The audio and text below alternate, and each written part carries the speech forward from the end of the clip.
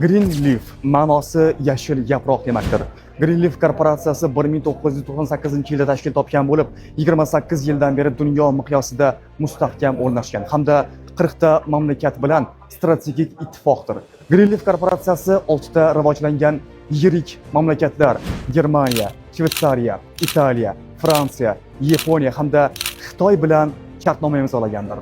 2016-yildan beri ushbu davlatlar Greenleaf brendi ostida o'z mahsulotlarini internet orqali MLM sotishni yo'lga qo'ydi.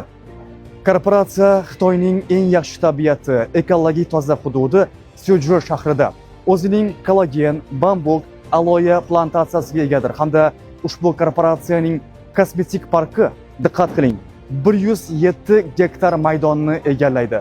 Bu taxminan yangi O'zbekiston bog'i bilan teng degani. Greenleaf korporatsiyasi iste'molchilarga arzon narxlarda 8000 xildan ziyod bo'lgan mahsulotlarni taklif qiladi.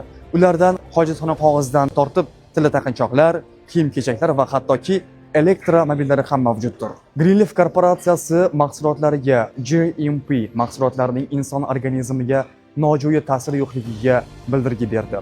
ISO mahsulotlarning sifat va brendlik darajasiga kafolat berdi. Halol mahsulotlarni har qanday musulmon davlatlari va insonlar iste'mol qilishligi to'g'risida kafolat berdi. UKAS qolgan barcha hujjatlarni tasdiqlovchi yuridik kuchga ega bo'lgan sertifikatdir. Qadrli vatandoshlar, haqiqatan ham Greenleaf yashil barg demakdir.